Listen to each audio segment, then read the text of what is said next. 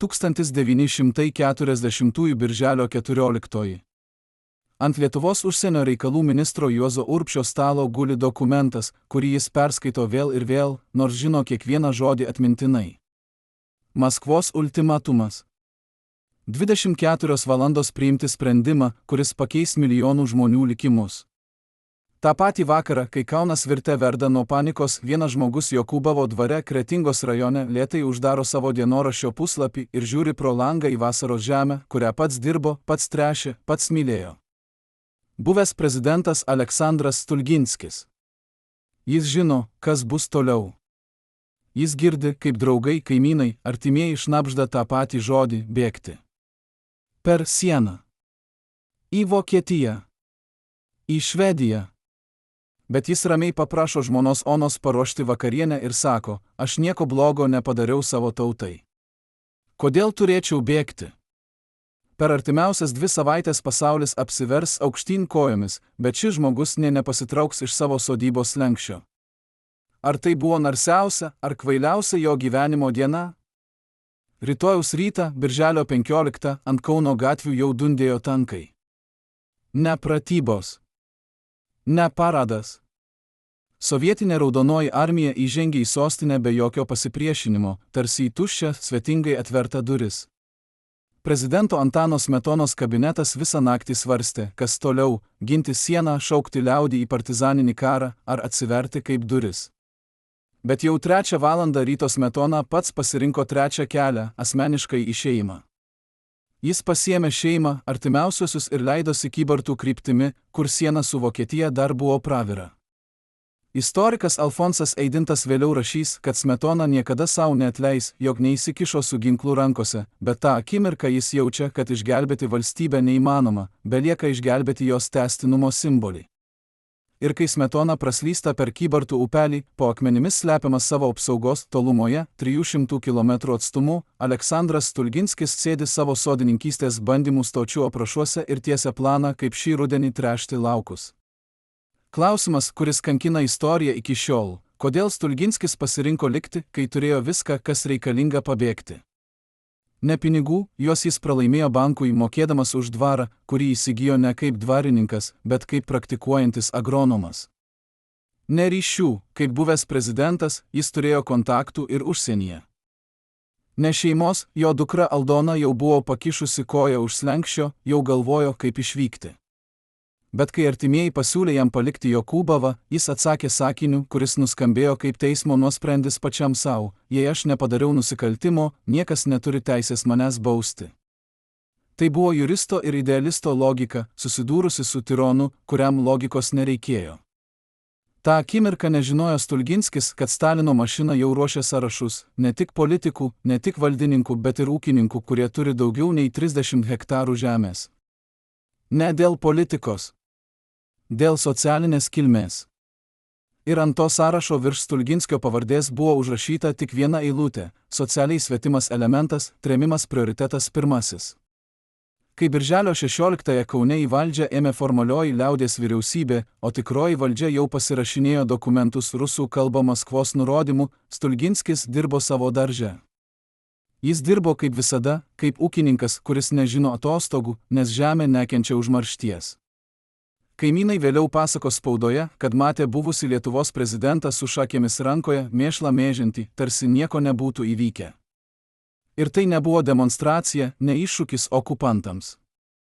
Tai buvo paprasčiausia jo gyvenimo logika – dirbi, ką pradėjai, nes tavo rankos turi tą darbą baigti.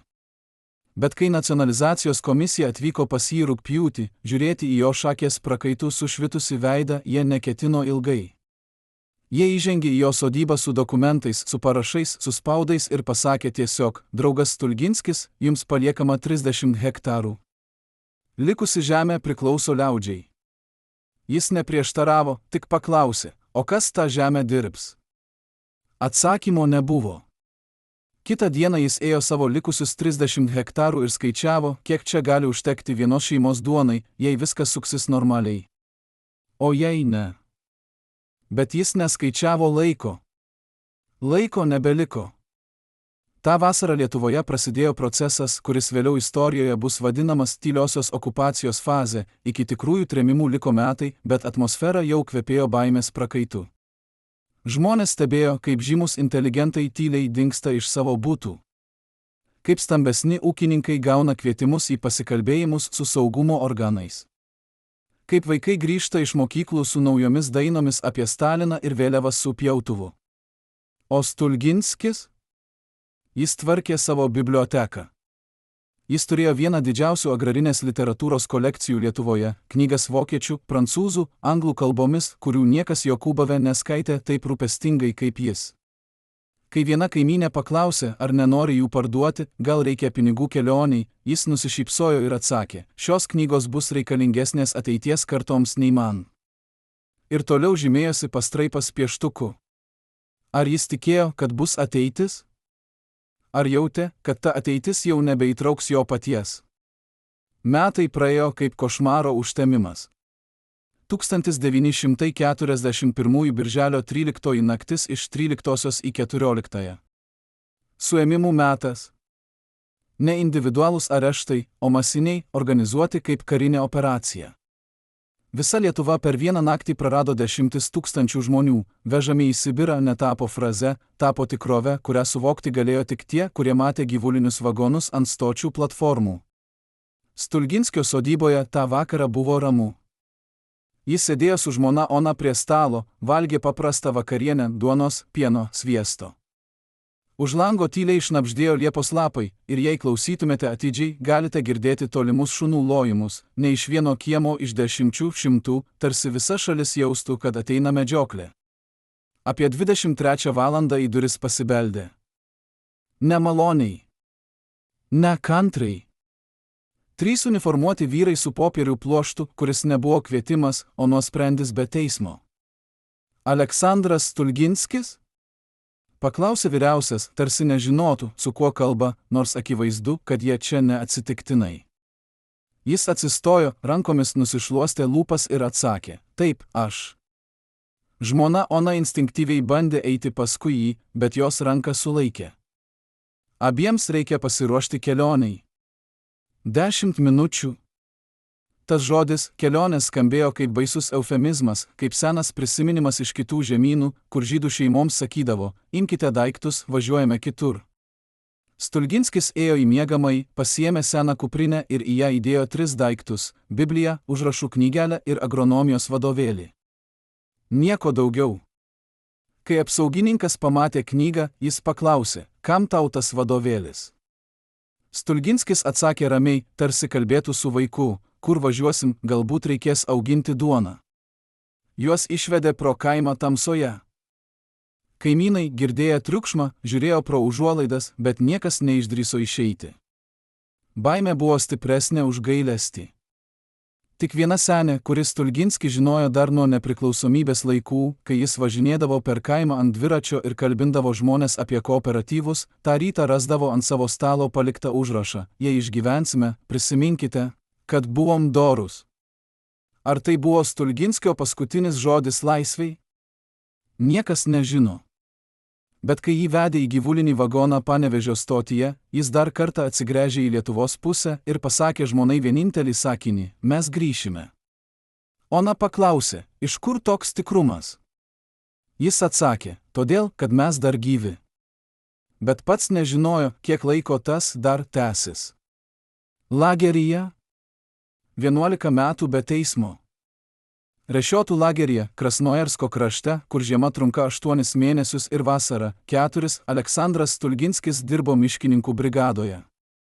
Ne kaip valstybės vadovas. Ne kaip profesorius. Kaip paprasta jėga, kuri kirto medžius nuo ryto iki vakaro, nepaisant to, kad alkūnės jau seniai tirpo nuo šalčio, o stuburas lenkėsi, tarsi būtų 90. Jam buvo 55 metų, kai jį suėmė. 66, kai išleido. Per tą laiką jis prarado 20 kg svorio, visus galinių dantų šaknis ir beveik visą klausą viena ausimi, kur jį buvo smogęs sargybinis už tai, kad Stulginskis paprieštaravo, jog kaliniams duoda mažiau duonos, nei priklausytų pagal normas. Bet jis prarado dar kažką, jis prarado iliuziją, kad teisingumas yra universalus. Kada tai įvyko? Turbūt 1952 metais, kai jį pagaliau nuteisė oficialiai raštu su parašais. 25 metais kalėjimo. Už ką? Už tai, kad dalyvavo buržuazinėje Lietuvos vyriausybėje. Jis žiūrėjo į tardytoją ir paklausė, ar tapimas prezidentu demokratiniuose rinkimuose dabar laikoma nusikaltimu. Tardytojas atsakė, tie rinkimai buvo klasinių priešų organizuoti. Vadinasi, neteisėti. Logika buvo priversta kaip geležis, kuris lenkiamas, kol trūksta. Bet jis netrūko. Stulginskis atsisakė pasirašyti prašymą malonės. Jis atsisakė sakyti, kad Lietuva buvo buržuazinė valstybė, iškankinta liaudį. Jis atsisakė net užsiminti, kad gailisi. Ir štai kur yra didžiausia paslaptis. Kodėl? Kodėl jis nesugebėjo pasakyti žodžių, kurių jo tardytojas laukė ir kurie galėjo sutrumpinti bausmę? Gal todėl, kad jau nebetikėjo, jog žodžiai ką nors reiškia. Gal todėl, kad jo orumo nebuvo galima parduoti net už laisvę. Kiti kaliniai, kurie dalino su juo baraką, prisimindavo, kad Stulginskis retai kalbėdavo apie politiką. Bet jis daug kalbėdavo apie žemę. Jis sakydavo, jei žmogus užmiršta, kaip augti grūdai, jis nebėra žmogus, jis tik vartotojas. Ir kai kiti paklausdavo, ar jis jaučia, kad jo pasirinkimas likti Lietuvoje buvo klaida, jis tylėdavo ilgai ir atsakydavo, klausimas nėra, ar klaida. Klausimas, ar buvo teisė elgtis kitaip.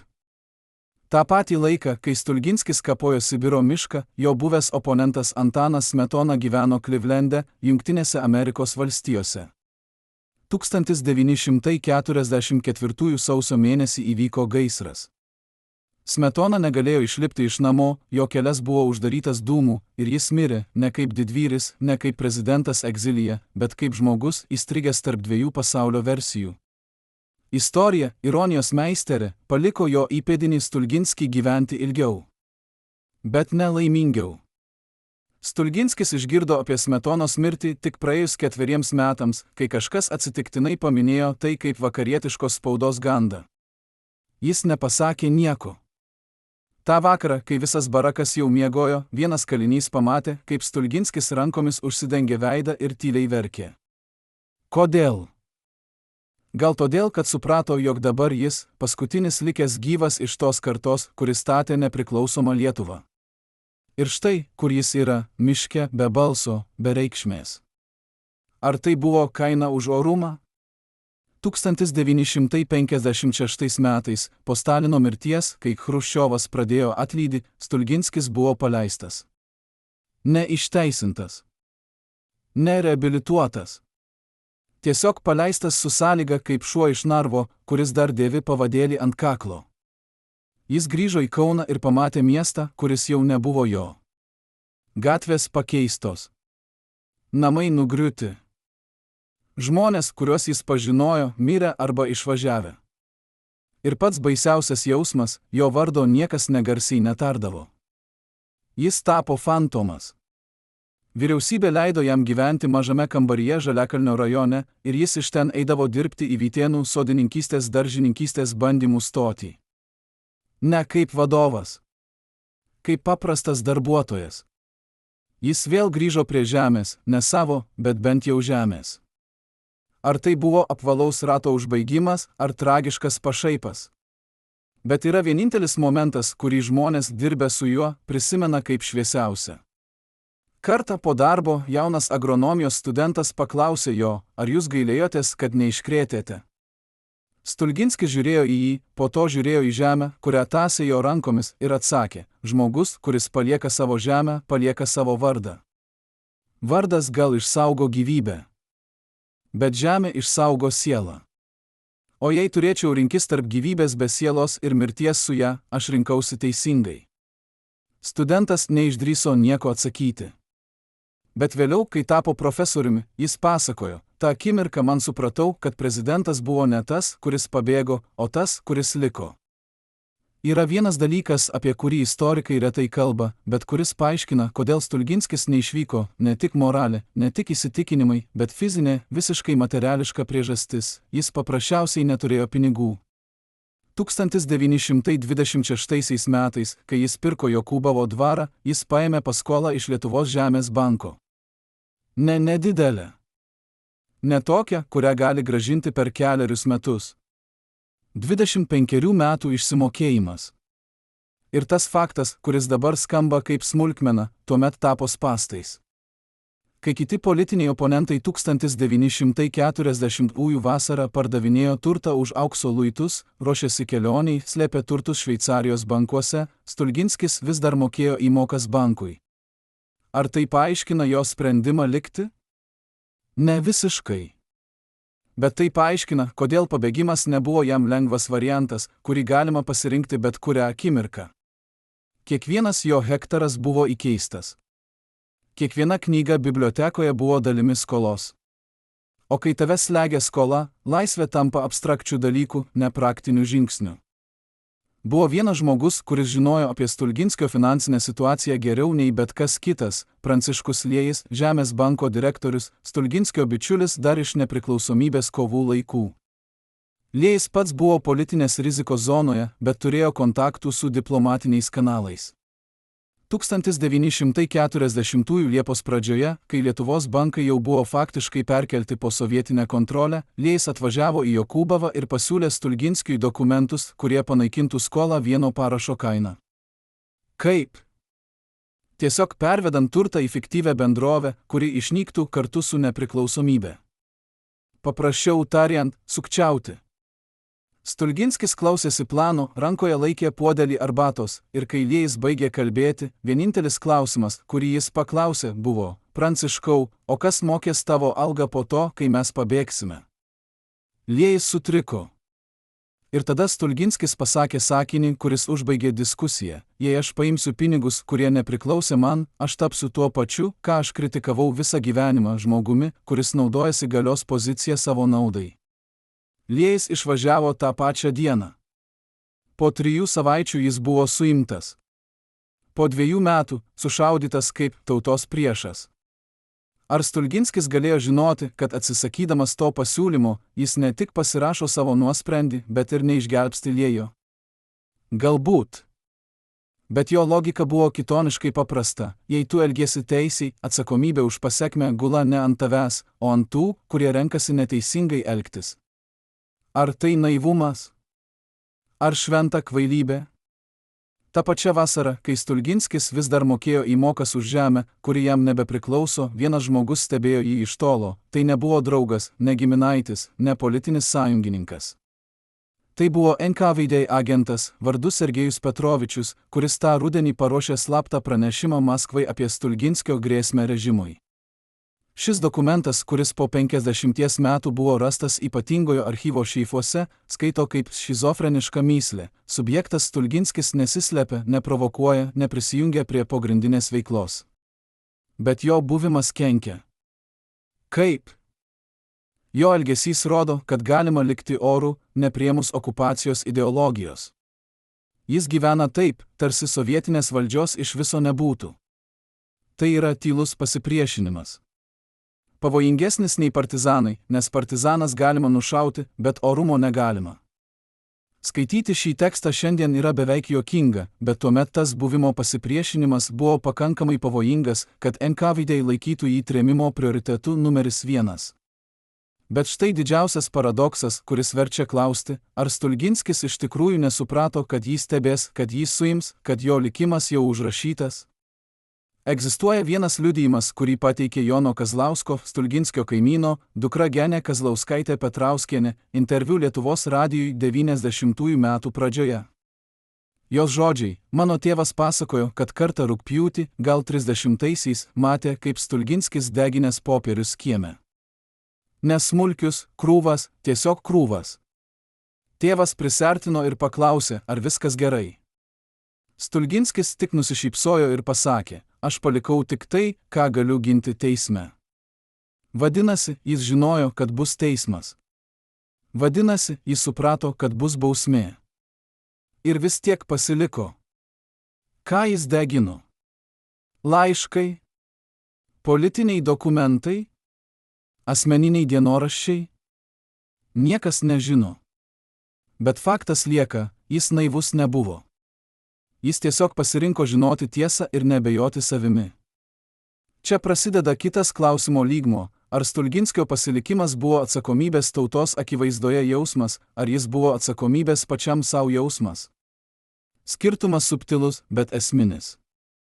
Jei jis jautėsi atsakingas tautai, tuomet jo vaidmuo buvo simbolinis, herojiškas, bet neišmatuojamas. Jei jis jautėsi atsakingas savo, tuomet jis gynė save, ne kitus. Kokia versija teisinga? Abejotina, kad pats Stulginskis žinojo. Bet viena Onos Stulginskienės išlikusi pastaba atskleidžia šiek tiek daugiau, kai ją tardė lageryje po suėmimo, jai buvo užduotas klausimas, ar ji žinojo apie vyro kontrrevoliucinę veiklą. Ji atsakė, mano vyras niekada nedarė nieko kontrrevoliucinio. Jis tiesiog niekada nesutiko meluoti. Tardytojas paklausė, tai kodėl jis neišvažiavo kaip Smetona? Ona atsakė, todėl, kad jis nesutiko būti žmogumi, kuris bėga.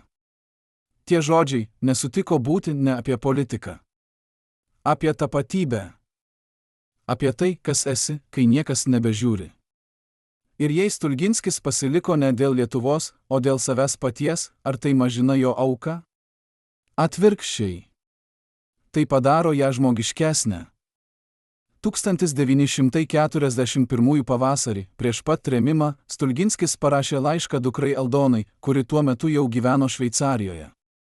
Laiškas niekada nepasiekė jos, jis buvo perimtas paštinės cenzūros ir dabar yra saugomas Lietuvos centrinėme valstybės archyve.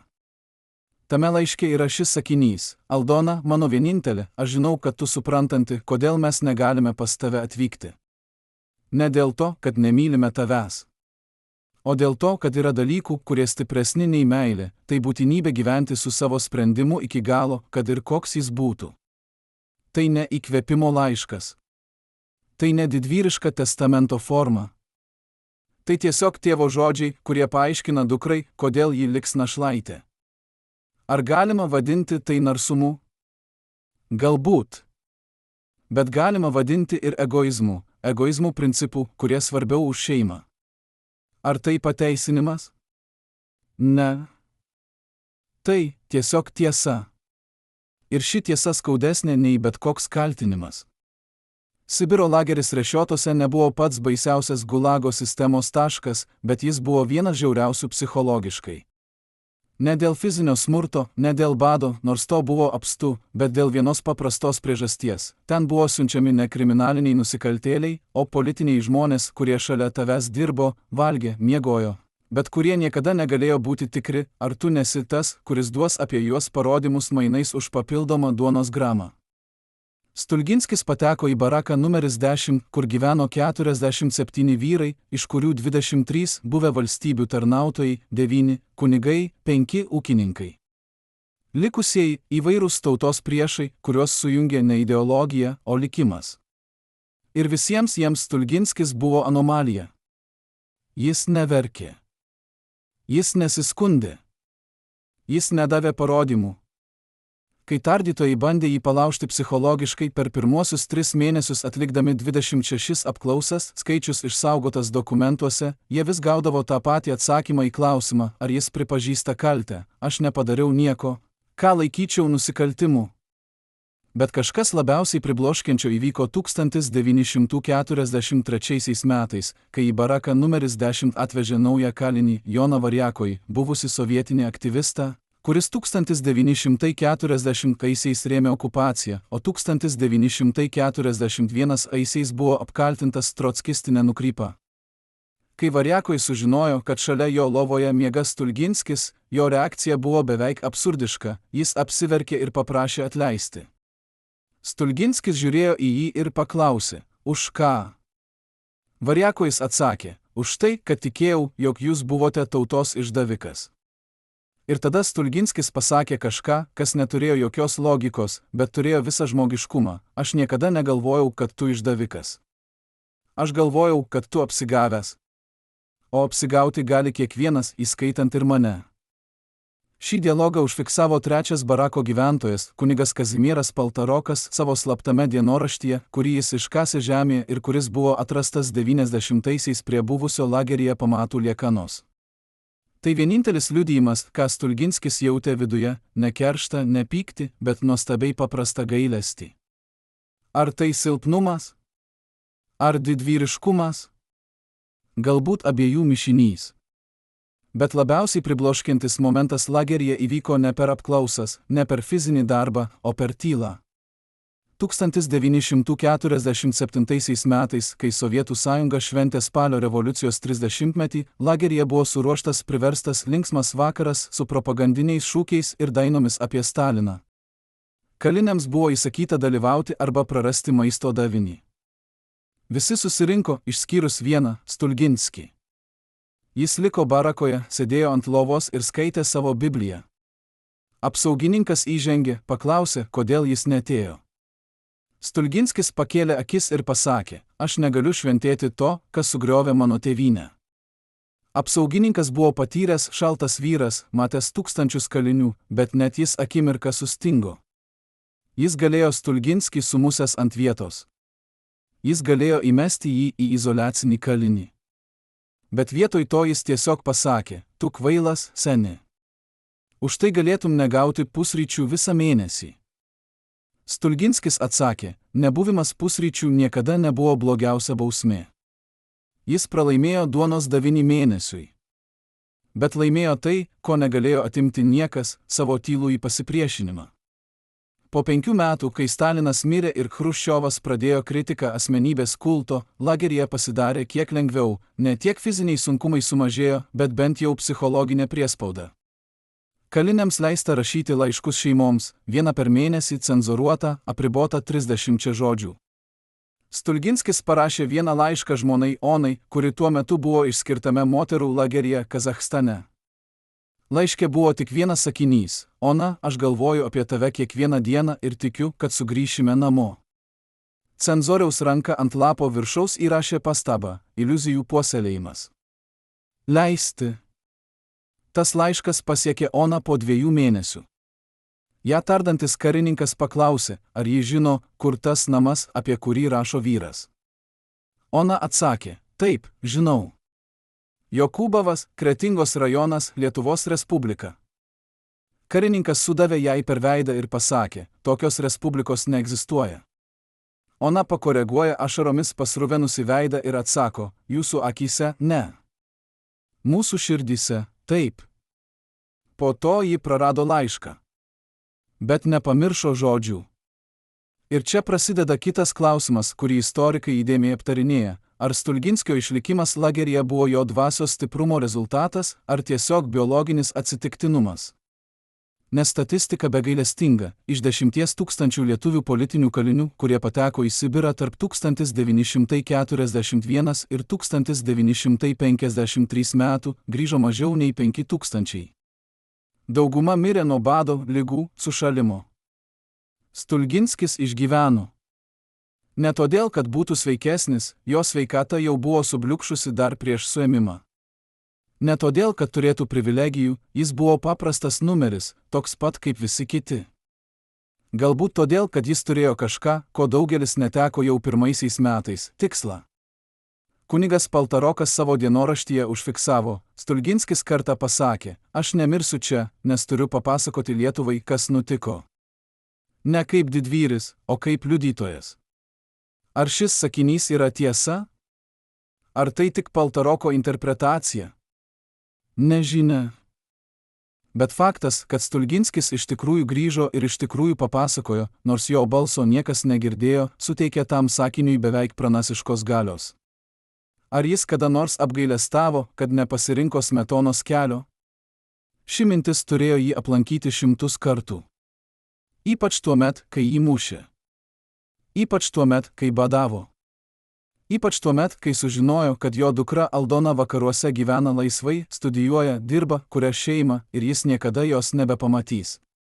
Bet yra vienas liudijimas, kuris suteikia atsakymą. 1951 metais į baraką numeris 10 buvo atgabentas naujas kalinys, 20 metų vaikinas vardu Antanas, kuris ten pateko už tai, kad platino antitarybinę literatūrą. Iš tikrųjų, skaičiavo savo tėvų paslėptą Vytauto Didžiojo biografiją. Antanas verkė naktimis, nes bijojo, kad neišgyvens. Stulginskis prisartino prie jo ir paklausė, kaip tau vardas? Vaikinas atsakė, Antanas. Stulginskis nusišypsojo ir pasakė, kaip ir mano draugui, kuris pabėgo. Jis dabar greičiausiai gyvas. Bet ar jis laimingesnis už mane? Nežinau. Nes jis negali pasakyti, kad liko su savo tauta. Vaikinas paklausė, bet ar jūs laimingas čia? Stulginskis tylėjo, po to atsakė, laimė nėra vienintelis dalykas, dėl kurio verta gyventi. Ar tai teisus atsakymas? Ar tai tik savęs apgaudinėjimas, kad atrodytų kilnesnis, nei iš tikrųjų jautėsi? Niekas nežino. Bet tas sakinys liko su Antanu visą gyvenimą. Po metų jis buvo paleistas. Po 40 metų jis davė interviu Lietuvos televizijai ir pasakė, Stulginskis išmokė mane vieno dalyko, žmogus gali prarasti laisvę, bet neprarasti savęs. Ir tai yra vienintelė pergalė, kuri lieka, kai viskas kita pralaimėta. Yra dokumentas, kurio niekas neturėjo matyti. 1952 metais, po 11 metų be teismo, kai Stulginskis pagaliau sulaukė oficialaus nuosprendžio Rešiotų lageryje, į bylą buvo įtrauktas medicinos ekspertizės aktas. Jame 14 puslapių, užpildytų šaltai, biurokratiškai, kaip ir visos sovietinės mašinos dalys. Bet kas užrašyta tame akte, pasakoja daugiau nei bet kuri istoriko knyga. Subjektas Stulginskis Aleksandras, kūno svoris 59 kg, prieš suėmimą 82. Įdubusios akiduobės. Dantų netekimas, visų galinių, dalies priekinių. Stuburo deformacija, spondilozė 4 etape. Klausos sutrikimas kairiąja ausimi 70%. Prarastas vienas pirštas, dešiniosios rankos mažasis nušalimas. Tai ne medicinos korta. Tai nuosprendis, fiziologinis nuosprendis, parašytas kūnu, kuris kiekvieną dieną mokėjo kainą už sprendimą neišvykti 1940-aisiais. Yra dokumentas, kurio niekas neturėjo matyti. 1952 metais, kai Stulginskis pagaliau sulaukė oficialaus teismo Rešiotų lageryje, į bylą buvo įtrauktas medicinos ekspertizės aktas. Jame 14 puslapių, užpildytų šaltai, biurokratiškai, kaip ir visos sovietinės mašinos dalys. Bet kas užrašyta tame akte, pasakoja daugiau nei bet kuri istoriko knyga. Subjektas Stulginskis Aleksandras, kūno svoris 59 kg, prieš suėmimą 82. Įdubusios akiduobės. Dantų netekimas, visų galinių, dalies priekinių. Stuburo deformacija, spondilozė 4 etape. Klausos sutrikimas kairiąja ausimi 70%. Prarastas vienas pirštas, dešiniosios rankos mažasis nušalimas. Tai ne medicinos korta. Tai nuosprendis, fiziologinis nuosprendis, parašytas kūnu, kuris kiekvieną dieną mokėjo kainą už sprendimą neišvykti 1940-aisiais. Dar vienas detalė tame akte, kurią daktaras užrašė, bet nežinojo jos reikšmės. Subjektas atsisako prašyti medicininės pagalbos skausmų metu, teigia, kad kiti kaliai turi didesnius poreikius. Stulginskis 60 metų. Jis kasdien kelia 80 kg rąstus. Jo stuburas lūžta kaip senas medis. Bet jis sako, kiti svarbiau. Kas tokie tie kiti? Jauni vyrai, kurie dar galėjo išgyventi. Moterys, kurios buvo atgabentos iš gretimų lagerių ir dirbo šalia miško brigados. Vaikai, taip, vaikai, nes į Rešiotus patekdavo net paaugliai, vos 14-16, kuriuos tardė už tai, kad jų tėvai buvo liaudies priešai. Ir Stulginskis, žmogus, kuris turėjo teisę būti savanaudiškas po visko, ką prarado, vis tiek elgėsi taip, tarsi būtų atsakingas už juos. Ar tai buvo šventumas? Ar tai buvo savęs kankinimas? Gal abiejų dermė, nes tik žmogus, kuris save kaltina už tai, kad neišgelbėjo visko, gali taip neatlaidžiai aukotis kitiems. Bet čia slypi dar šlykštesnė paslaptis, kodėl sovietai paliko jį gyvą. Juk jie sušaudė tūkstančius mažiau žymių žmonių. Kodėl Stulginskis, buvęs prezidentas, nebuvo likviduotas tą pačią pirmąją naktį, kai jį suėmė? Atsakymas guli ne politinėje logikoje, o biurokratinėje. Stulginskio bylos viršelyje NKVD archyvuose yra pastaba, parašyta Maskvos įgaliotinio ranka, subjektas turi tarptautinį žinomumą. Jo egzekucija be viešo proceso gali kelti vakarų reakciją. Laikyti kaip rezervą propagandą tikslams. Tai reiškia, kad Stulginskis buvo paliktas gyvas ne dėl gailestingumo, o kaip ateities įrankis, galbūt karo atveju jį būtų panaudoję propagandai, priversdami išduoti pareiškimą, kad tarybinė santvarka teisinga. Bet to pareiškimo jie taip ir nesulaukė. Net per 11 metų tardymų, gąsdinimų, badavimo, nei vieno sakinio, kurį galėtų pavadinti bendradarbiavimu. Ir štai čia glūdi tragedijos ironiškumas. Stulginskis buvo paliktas gyvas, kad taptų simboliu, bet tapo priešingų simboliu, ne sovietinio atleidimo, o sovietinio bejėgiškumo prieš žmogų, kuris nenori lūžti. Po 5 metų lageryje 1946 Stulginskio barake numeris 10 įvyko incidentas, kuris atskleidžia, kaip labai jis buvo pasikeitęs fiziškai, bet ne dvasiškai. Rudenį, kai temperatūra nukrito iki -30 laipsnių, o šildymas barakuose vis tiek neveikė, vienas jaunas kalinys, Vytautas Burbinskas, suimtas už partizaninę veiklą, pradėjo karščiuoti nuo plaučių uždegimo. Lageryje nebuvo vaistų. Nebuvo daktaro. Buvo tik paprasta taisyklė: jei negali dirbti, miršta. Kai kiti kaliniai jau buvo pasiruošę Vytautą palikti likimo valiai, Stulginskis padarė kažką beprotišką. Jis atidavė savo vilnonius marškinius, vienintelius, kuriuos turėjo, tam vaikinui ir pats išėjo dirbti į mišką su paprasta medvilnine palaidine. Po 2 dienų jis pats buvo ant mirties slenksčio, hipotermija, alsavimas sunkus, lūpos mėlynos. Bet Vytautas išgyveno. O Stulginskis? Jis pasakė tik vieną sakinį, kai atgavo sąmonę: jei aš būčiau mirę dėl jo, tai būtų buvęs geriausias dalykas, kurį galėjau padaryti per visą šį laikotarpį. Ar jis tikrai taip galvojo? Ar tai buvo tik kančios iškreiptas mąstymas? Bet kiti kaliniai tame barake po to vadinė jį ne prezidentu, ne ponas, o tėvu. Nes jis elgėsi kaip tėvas, kuris atiduoda paskutinę duonos trupinį, kai jo vaikams reikia. Medicinos ekspertizė, kurią minėjau, turėjo dar vieną puslapį, paskutinįjį, kuris nepateko į oficialią bylą, bet buvo saugomas slaptoje NKVD korespondencijoje. Jame gydytojas rašė savo asmeninę pastabą, ko niekada neturėjo daryti: subjektas Stulginskis fiziškai artėja prie visiško išsekimo, bet psichologinis statusas nepaprastai stabilus. Jis nedemonstruoja įprastų lagerio neurozės simptomų, paranojos, depresijos, agresijos. Priešingai, rodo nepagrįstą optimizmą. Tai klinikinė anomalija, kuri netitinka jokių žinomų psichologinių profilių. Gydytojas to nesuprast, bet mes šiandien galime. Stulginskis neturėjo nepagrįsto optimizmo.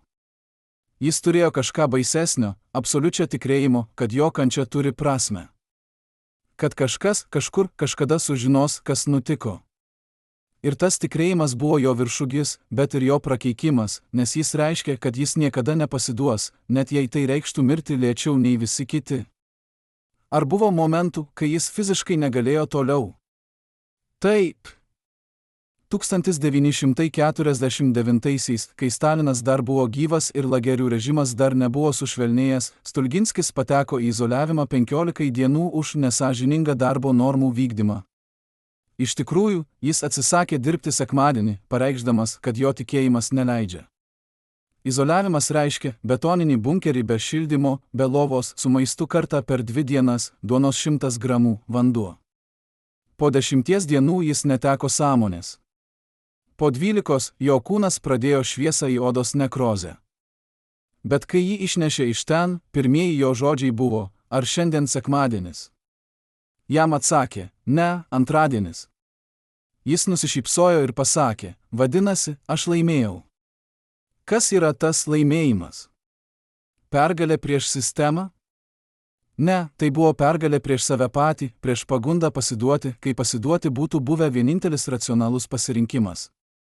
Bet yra viena paslaptis, apie kurią niekas nekalbėjo iki pat 90-mečio pabaigos, kai Lietuvos archyvai buvo atidaryti. Stulginskis nebuvo vienintelis, kuris kentėjo lageryje.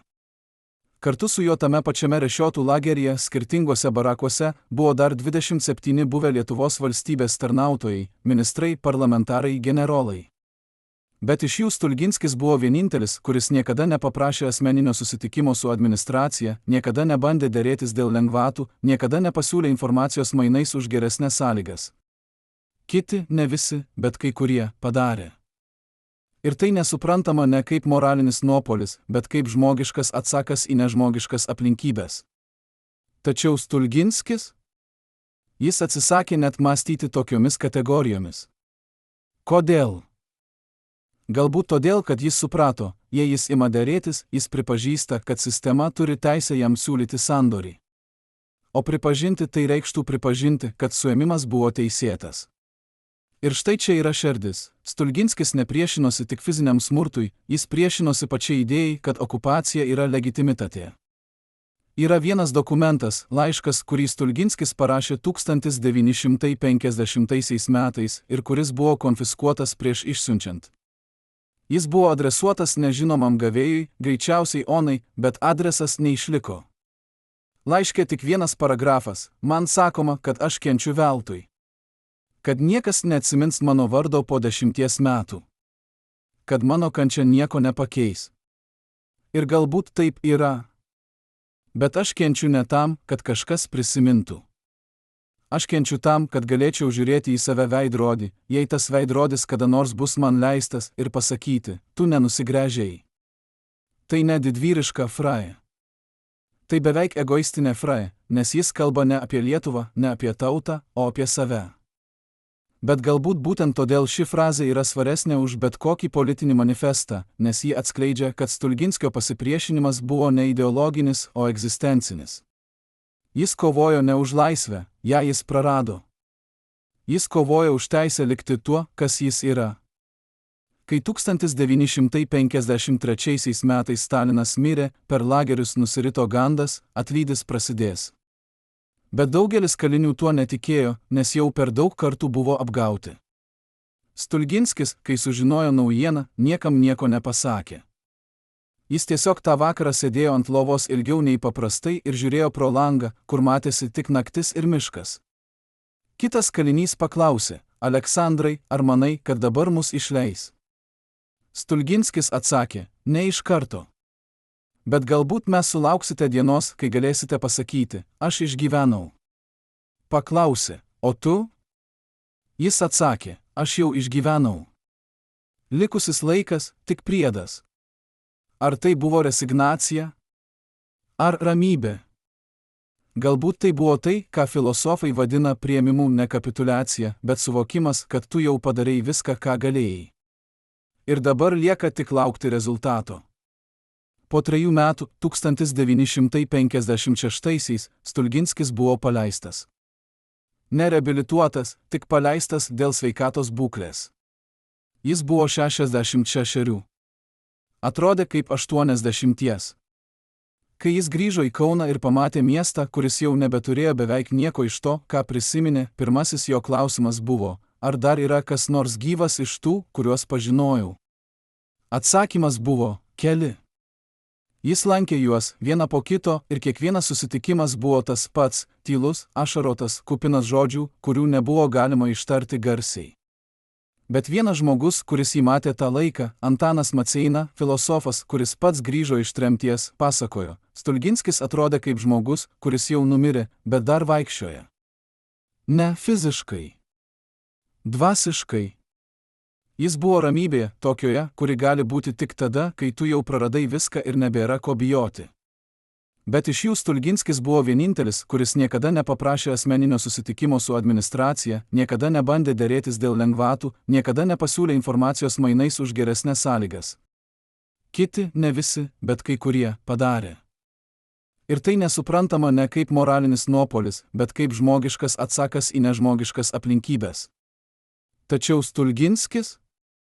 Jis atsisakė net mąstyti tokiomis kategorijomis. Kodėl? Galbūt todėl, kad jis suprato, jei jis ima derėtis, jis pripažįsta, kad sistema turi teisę jam siūlyti sandorį. O pripažinti tai reikštų pripažinti, kad suėmimas buvo teisėtas. Ir štai čia yra šerdis. Stulginskis nepriešinosi tik fiziniam smurtui, jis priešinosi pačiai idėjai, kad okupacija turi kokią nors legitimaciją. Yra vienintelis liudijimas, kurį pasakojo žmogus, kuris buvo su Stulginskiu jo paskutinėmis dienomis, Juozas Eretas, bendradarbis iš Vytėnų sodininkystės stoties. Jis prisiminė, kartą prieš savaitę prieš mirtį, Aleksandras sėdėjo sodininkystės sodelyje ir žiūrėjo į obelis. Aš priėjau ir paklausiau, ar jums neramu dėl kažko? Jis atsakė, ne. Aš tik galvoju, ar tos obels duos vaisių kitais metais. Aš nusijuokiau ir pasakiau, jūs visada galvojate apie ateitį, nors pats jau senas. Jis pažiūrėjo į mane ir pasakė, Juozai, jei žmogus nustoja galvoti apie ateitį, jis miršta greičiau nei kūnas. Aš dar gyvas, kol galiu galvoti apie obelis, kurios duos vaisių, kai manęs nebebus. Tai buvo ne sentimentalumas. Tai buvo jo filosofija, žmogus lieka gyvas ne tol, kol plaka širdis, bet tol, kol jis rūpinasi kažkuo, kas yra už jo paties. Bet didžiausia paslaptis, kuri nebuvo išaiškinta iki pat Lietuvos nepriklausomybės atkūrimo 1990-aisiais, yra ši, kas būtų nutikę, jei Stulginskis būtų pabėgęs 1940-aisiais. Istorikai bando modeliuoti. Jei jis būtų išvykęs, jis būtų tapęs kaip Smetona emigracijos simboliu, kūrusiu Lietuvos vyriausybę egzilyje. Bet ar tai būtų pakeitę Lietuvos likimą? Ne. Stalinas būtų vis tiek okupavęs Lietuvą, vis tiek trėmęs tūkstančius, vis tiek naikinęs partizanus. Stulginskio buvimas užsienyje būtų suteikęs simbolinę legitimaciją, bet ne realią galią. Tačiau jo pasilikimas davė ką nors kitą, jis davė pavyzdį, kad galima priešintis tyliai, būnant viduje, nepakėlus ginklo, nepaskelbis manifestų. Ir tas pavyzdys veikė ne per propagandą, bet per atmintį, tokią, kuri perduodama iš šeimos į šeimą, iš kartos į kartą, kol pagaliau tampa dalimi nacionalinės savimonės. Ar tai verta viso, ką jis kentėjo? Jei klausite Stulginskio, jis niekada neatsakytų tiesiogiai. Bet jei klausite tų, kurie grįžo iš lagerių ir kurie sakė, kad Stulginskio pavyzdys išgelbėjo juos nuo beviltiškumo, atsakymas akivaizdus. Ir štai, kur mes prieinama prie baisios tiesos, kuri mus degė iš vidaus. Stulginskio tragedija buvo ne ta, kad jis pasirinko blogai. Jo tragedija buvo ta, kad jis pasirinko teisingai, bet pasaulis, kuriame jis gyveno, nebaudė už neteisingumą, jis baudė už teisingumą. Ir tas paradoksas yra tai, ką turime paskui suprasti, ne visi herojai laimi. Dažniausiai jie pralaimi. Bet jų pralaimėjimas tampa pergalė, kai visi kiti herojaitumas užmirštamas. Ir jei Stulginskis šiandien yra atsiminamas ne kaip politikas, ne kaip agronomas, bet kaip žmogus, kuris atsisakė bėgti nuo savęs, tai yra vienintelė pergalė, kuri yra amžinas. Bet lieka vienas klausimas, kurį turi atsakyti ne istorikai, o mes patys, ką mes būtume padarę jo vietoje. Ar būtume pabėgę? Ar būtume likę? Ir ar mūsų atsakymas priklauso nuo moralės ar nuo baimė? Nes skirtumas tarp herojaus ir eilinio žmogaus yra nedrąsumas. Skirtumas yra tai, kad herojus priima sprendimą, žinodamas pasekmes, o mes priimame sprendimą, tikėdamiesi, kad pasekmės bus malonios. Stulginskis žinojo, kas jo laukia. Ir vis tiek pasiliko. Ar mes galime tą patį? 1969 rugsėjo 22 diena. Kaunas. Panemunės kapinės. Ant kapo paprastas medinis kryžius, be jokių inskripcijų, išskyrus vardą ir datas. Aleksandras Stulginskis 1900 lapkričio 14, 1969 rugsėjo 22. Laidotuvėse ne daugiau kaip 30 žmonių. Ne valstybiniai atstovai. Ne žurnalistai. Ne garbės sargyba. Tik žmonės, kurie jį pažinojo asmeniškai, kolegos iš sodininkystės stoties, kaimynai, keli buvę kaliniai, kurie grįžo kartu su juo. Niekas nepasakė kalbų. Niekas nepasakė, kad jis buvo didvyris ar kankinys. Vienas žmogus, Juozas Eretas, tik ištarė vieną sakinį, jis gyveno taip, kaip mokė mus gyventi, ramiai, dorai, su galva pakelta. Ir tai buvo viskas. Jo kūnas buvo palaidotas žemėje, kurią jis mylėjo labiau už bet ką, bet ant kurios jis neturėjo nė vieno kvadratinio metro teisės. Ar tai ironija? Ar teisybė, kuri atskleidžia, kad žmogus priklauso žemei labiau nei žemė žmogui? Bet kas nutiko toms paskutiniams 13 metų, kuriuos jis praleido po grįžimo iš lageryje? Oficialiai, jis dirbo sodininkystės stotyje. Neoficialiai, jis gyveno kaip šešėlis, kuris bando nekreipti dėmesį į save. Sovietinė valdžia jam netrukdė, bet ir nepadėjo. Jam buvo skirta minimali pensija – 45 rubliai per mėnesį, vos pakankama duonai ir komunaliniams mokesčiams. Kai vienas užsienio diplomatas, kuris laikėsi draugiškų santykių su buvusiomis Pabaltijo elito dalimis, pasiūlė jam finansinę paramą, Stulginskis atsisakė. Paklaustas kodėl, jis atsakė, todėl, kad priimti pinigus reikštų pripažinti, jog aš pavargau nuo to, ką pasirinkau. O aš nepavargau. Aš tiesiog senstu. Ar tai buvo orumo išraiška? Ar tai buvo paprasčiausias užsispyrimas, kuris kartais atrodo kaip didvyriškumas, bet iš tikrųjų yra tik nežinomybė, kaip gyventi kitaip? Yra viena istorija, kuri atskleidžia, kaip Stulginskis praleido savo paskutinius mėnesius. 1969 vasarą jis gavo kvietimą iš Lietuvos mokslų akademijos atvykti į Vakaronę, skirtą agronomijos mokslų pažangai aptarti. Jis nuvyko. Ten jis sutiko jaunus mokslininkus, kurie nežinojo, kas jis yra, tik matė seną žmogų, kuris dėvėjo susidėvėjusi kostiumą ir kuris kalbėjo apie sėklų selekcijos metodus, tarsi tai būtų vienintelis dalykas, kuris turi reikšmę pasaulyje. Po diskusijos vienas studentas priėjo ir paklausė, atsiprašau, tamsta turbūt seniai dirbate šioje srityje. Stulginskis nusišypsojo ir atsakė, taip, nuo 1920-ųjų. Studentas papurtė galvą, tokiu atveju jūs matėte visą sovietinės agronomijos evoliuciją. Stulginskis tylėjo akimirką, po to pasakė, taip, aš mačiau evoliuciją. Ir involiciją. Bet svarbiausia, ką mačiau, tai tai, kad žemė nesikeitė. Tik žmonės, kurie ją dirba. Studentas nesupra, ką tai reiškia. Bet kiti, kurie stovėjo šalia ir kurie žinojo, kas yra Stulginskis, suprato, jis kalbėjo ne apie agronomai. Jis kalbėjo apie save. Paskutinėmis jo gyvenimo dienomis, kai jis jau gulėjo namuose, fiziškai nebeįstengė vaikščioti, pas jį atėjo viena moteris, Marija Pečkauskaitė Šatrijos ragana anūkė, kuri rašė disertaciją apie nepriklausomos Lietuvos intelektualius. Ji paprašė leisti jai užduoti keletą klausimų. Stulginskis sutiko, bet su sąlyga, klausite, ką norite, bet neklausite, ar aš gailiu. Moteris sutiko. Pirmasis klausimas buvo, ką jūs labiausiai prisimename iš Jokūbovo laikų? Stulginskis užmerkė akis ir atsakė, ryto rasa ant laukų, kai išeidavau anksčiau nei kili. Tyla, kuri nebuvo tuščia, bet pilna paukščių balsų. Ir tą jausmą, kad aš darau tai, kas man skirta. Antrasis klausimas, ar jūs kada nors galvojate, kad galėjote būti naudingesnis išvažiavus? Jis atidarė akis ir žiūrėjo į ją ilgai, po to pasakė, kiekvienas žmogus yra naudingas ten, kur jis priima sprendimą būti. Aš priėmiau būti čia. Jei tai buvo klaida, tai mano klaida. Jei tai buvo teisingumas, tai mano teisingumas. Trečiasis klausimas nebuvo klausimas, tai buvo tyla, kurią moteris paleido tarsi laukdama, kad Stulginskis ką nors pridurtų. Ir jis pridūrė, žinote, kas skaudžiausia? Ne tai, kad aš kentėjau. O tai, kad tūkstančiai kentėjo kartu su manimi ir aš negalėjau jų išgelbėti. Aš galėjau tik būti ten pat. Tai nebuvo interviu. Tai buvo išpažintis ne kunigui, bet istorijai, kuri dar nebuvo parašyta. Ir kai moteris išėjo, ji rašė savo užrašuose, šiandien mačiau žmogų, kuris nėra nei didvyris, nei šventasis. Jis tiesiog žmogus, kuris pasirinko neišduoti savęs.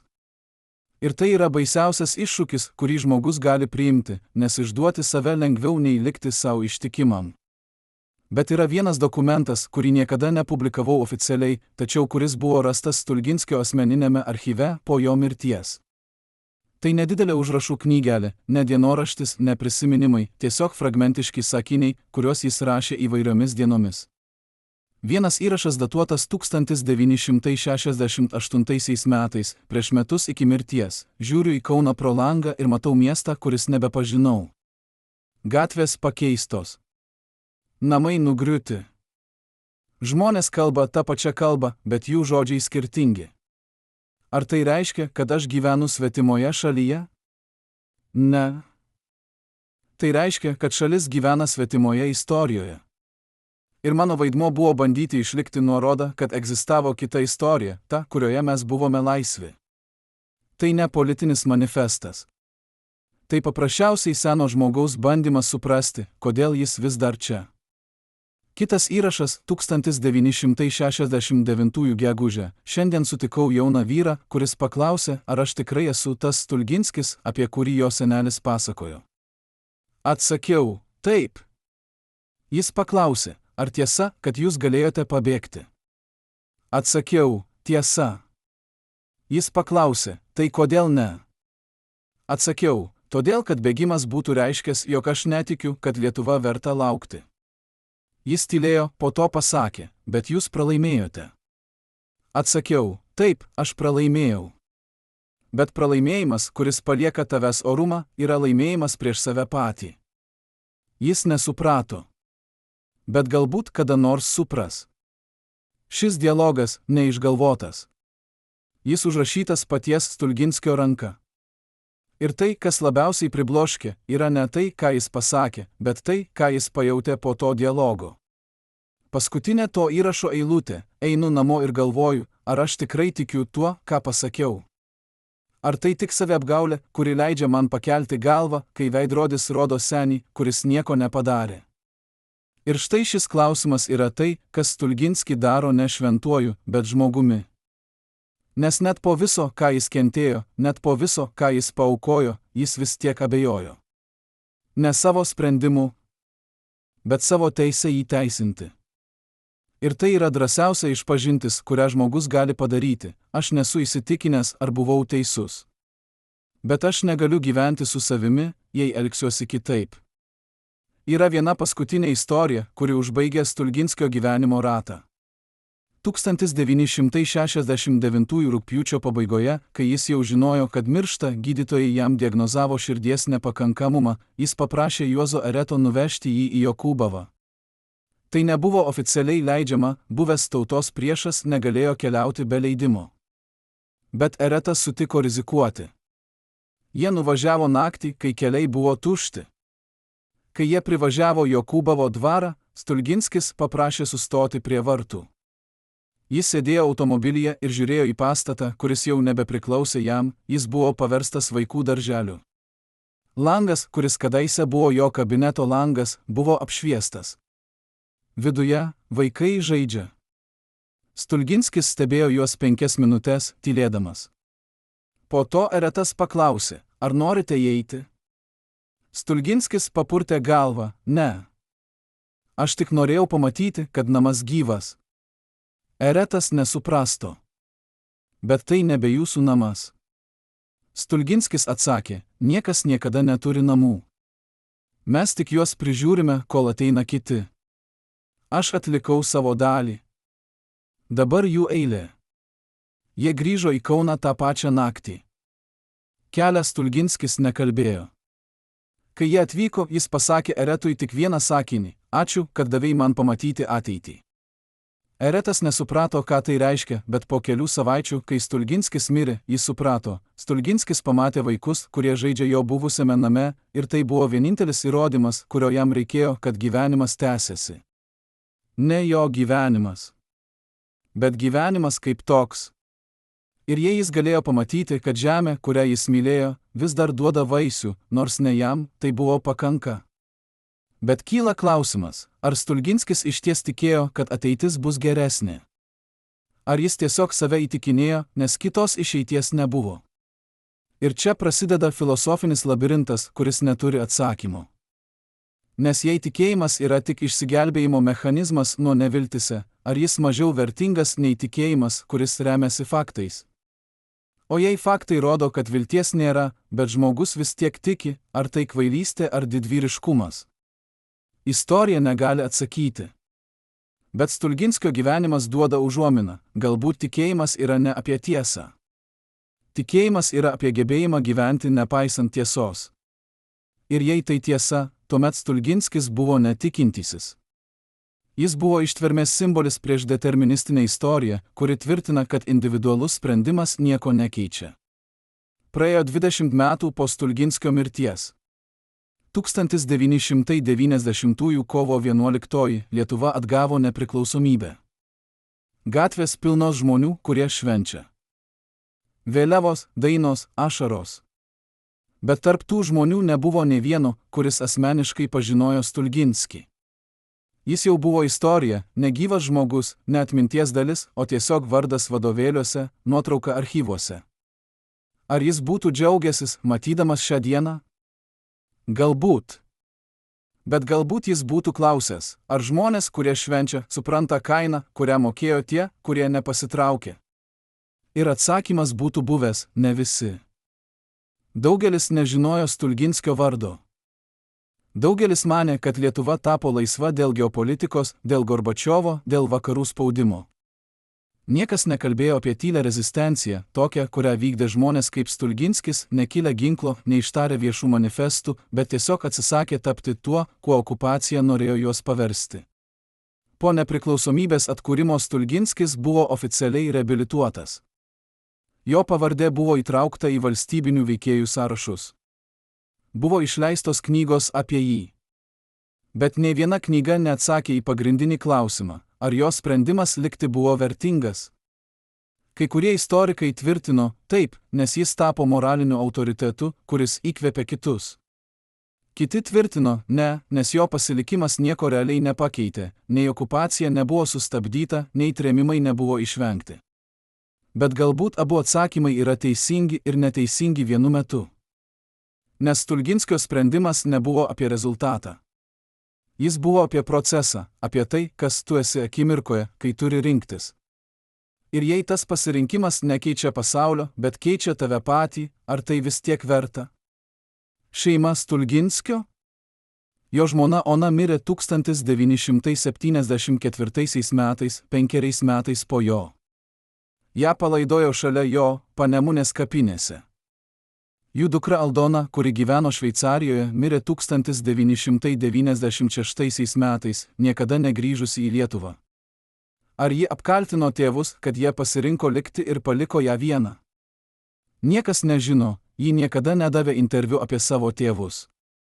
Tik vieną kartą 90-ųjų pradžioje, kai šveicarų žurnalistas paklausė, ką ji jaučia dėl Lietuvos nepriklausomybės, ji atsakė, aš džiaugiuosi už juos. Bet aš niekada nesuprasiu, kodėl mano tėvai pasirinko tautos likimą virš mano saugumo. Galbūt tai daro juos didvyriais. Bet man tai daro juos žmonėmis, kurie mane paliko. Šis sakinys yra skaudžiausias Stulginskio istorijos elementas, nes jis rodo, kad net didvyriškumas turi auką, kuri nematoma istorijos knygose. Aldona neteko tėvų ne dėl mirties, bet dėl jų sprendimo. Ir ar tas sprendimas teisus? Atsakymas priklauso nuo to, ką vertini – individualią laimę ar kolektyvinį orumą. Jei vertini individualią laimę, Stulginskis padarė neteisę. Jei vertini kolektyvinį orumą, jis padarė vienintelį teisingą sprendimą, kurį galėjo priimti. Bet ar galima kaltinti Aldoną, kad ji pasirinko pirmąjį variantą? Ne. Ir štai čia glūdi tragedijos esmė, nėra teisingo atsakymo. Kas liko iš Stulginskio? Ne turtai, jis nieko neturėjo. Ne valdžia, jis ją prarado dar 1926 metais. Ne garsas, jo vardas užmirštas daugiau nei 50 metų. Bet liko vienas dalykas, kurio niekas negali atimti – jo pavyzdys. Pavyzdys, kad žmogus gali priešintis ne ginklų, ne manifestų, bet tiesiog atsisakydamas lūžti. Ir jei šiandien yra nors vienas lietuvis, kuris prisimena Stulginskio vardą ir kuris sako sau, jis pasirinko likti, nors galėjo pabėgti, tai reiškia, kad jo gyvenimas nebuvo tuščias. Bet lieka pats baisiausias klausimas, kuris šmėžuoja visoje šioje istorijoje. Kas būtų nutikę, jei Stulginskis būtų pabėgęs? Jei jis būtų sėdęs toje pačioje mašinoje kaip Smetona, jei jis būtų praslydęs per sieną ir atsidūręs vakaruose? Ar jis būtų laimingesnis? Greičiausiai ne, nes žmogus, kuris pabėga nuo savęs, nepabėga nuo sąžinės. Ar jis būtų naudingesnis Lietuvai? Galbūt, kaip simbolis užsienyje. Bet ar jis būtų tas pats Stulginskis, kurį mes prisimename šiandien? Ne. Nes Stulginskis nėra prisimenant dėl to, ką jis pasakė. Jis prisimenant dėl to, ko jis nepadarė, jis nepabėgo. Ir tai yra galingiau nei bet koks žodis, nes tai rodo, kad veiksmas svarbesnis už žodžius.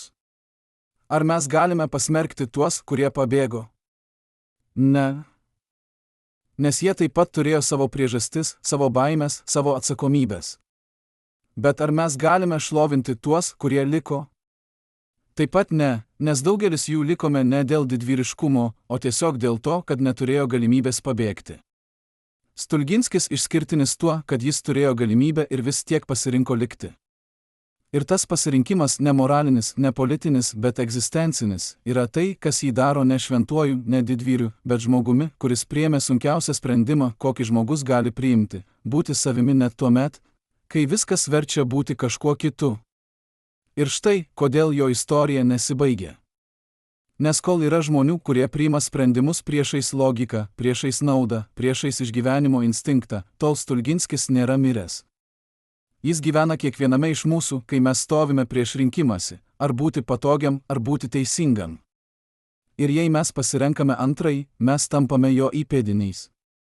Ne istorijos vadovėliuose. Ne paminkluose. Bet ten, kur svarbiausiai – savyje. Bet galbūt didžiausias klausimas, kuris lieka po visos šios istorijos, yra šis: ar Lietuva vertėjo Stulginskio aukos?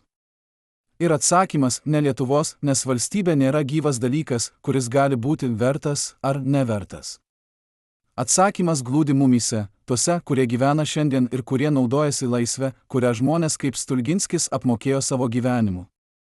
Jei mes tą laisvę vertiname tik kaip teisę vartoti, kaip galimybę būti patogiais, tuomet jo auka buvo tuščia. Bet jei mes ją vertiname kaip įsipareigojimą būti žmonėmis, kurie nesutinka lūžti, tuomet jo auka buvo brangiausia dovana, kurią viena karta gali palikti kitai. Ir galbūt tai yra vienintelis atsakymas, kurį Stulginskis norėtų išgirsti iš mūsų: ne, ačiū už auką, bet mes nesulūžome. Nes tik tada, kai mes nesulūžome, jo gyvenimas įgauna prasmę. O jei mes sulūžome, jo kančia tampa tik istorijos įrašu, kuris nieko nereiškia. Ir štai kur glūdi baisioji tiesa: Stulginskio likimas priklauso ne nuo to, ką jis padarė. Jis priklauso nuo to, ką mes darome šiandien. Ar mes to verti?